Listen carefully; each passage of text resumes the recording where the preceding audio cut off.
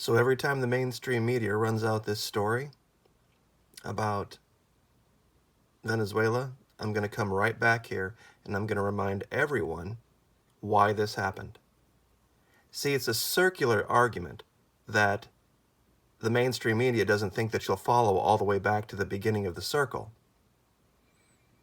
You see, here is a story talking about this Canadian gold strip mining company getting access to Citgo, which is a US-based, Venezuelan-owned business. And they might have to liquidate it. Of course, it won't happen until after the midterms, because then people might actually wake up and realize what's really going on. See, the circular argument that I spoke of is this. So Venezuela has had a shortage of income, a spiraling out of control of its currency. Why? Well, what happened was there was a giant drop in the price of oil, which made their exports nearly worthless, literally overnight. What caused that drop in the price of oil? Well, you see, they're just going to say, well, it just happened. Don't pay attention to that. It's not any big deal. It just happens everywhere, and there should always be some kind of a plan. Wrong. Absolutely wrong. Investopedia, we're going to talk about it every time they run the story out about what started all of this. Was the U.S. and the Saudis, even though Investopedia, which is not political one way or the other, talks about this declining demand. And during times of declining demand, what do the big oil producers normally do? They cut back production to maintain the price of oil so that it doesn't get oversupplied and crater the price. But that's exactly the opposite of what the U.S. and the Saudis and their cronies in OPEC did. Here it even admits that U.S. crude oil inventories are at the highest level in at least 80 years. This was 2015. And people say, well, the problem was happening a lot earlier than 2015. Wrong. Wrong again. Absolutely not true. Facts. 2010, 11, 12, 13. All the way up until Chavez mysteriously dies of cancer. Massive amounts of revenue and historically low inflation rates in Venezuela. In fact, they were on a downward decline through 2012. Everything changed in 14 and 15. This is when the U.S. lifted its ban on exporting oil for profit and artificially cratered the price of oil. Simultaneously, out of nowhere, against every single historical precedent. This is what they're not telling you. So this is what caused the problem in Venezuela. This was the reason they couldn't pay their bills. See, this is what they were planning on getting a year, 50 billion, 60 billion. And then all of a sudden in 2015, they get 9. Looks like more like 7. So let's see, if you were planning on having an income of, say, $1,000 a week, and then all of a sudden you get a check and it's $115 or $135, literally drops that precipitously in a matter of, we can do this since this is a country, in weeks. In 2 weeks, you go from make $1,000 to $115 a week. Putting forth the same amount of effort at your work, driving the same distance,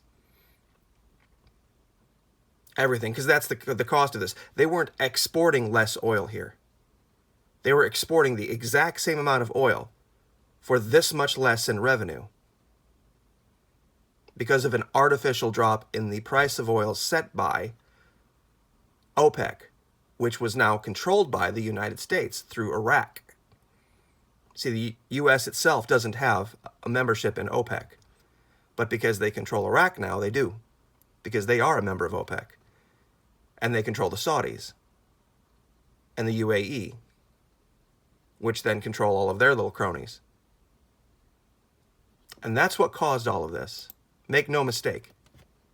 If anyone wants to take umbrage with why there's a problem, in Venezuela? This is why. But greatest betrayal. This was a company that helped us win World War II. The government was nearly completing of a major refinery at Rose Bluff, just outside Lake Charles, Louisiana. A month before Allied troops landed in France, it was turning out enough 100-octane aviation gasoline to fuel 1,000 daily bomber sorties from England to Germany. That's Citgo that they're going to allow to be liquidated now for this. You see, I thought, well, we'll get to this in a minute. You see, whenever there is a revolution for freedom against powers that be, there's all sorts of hiccups and problems and solutions that aren't perfect. But that's almost always the case, and the reason I brought this up about the dollar in revolutionary America is because after we freed ourselves from the British, we weren't really one country, technically speaking. We were 13 individual colonies that had their own little private economies going on.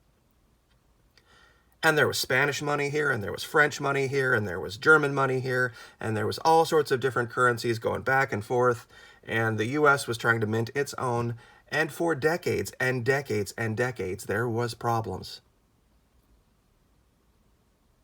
They don't tell you this story because it's not one of those things that, you can get into a 30-second soundbite. It's hard enough to get it in a 10-minute video.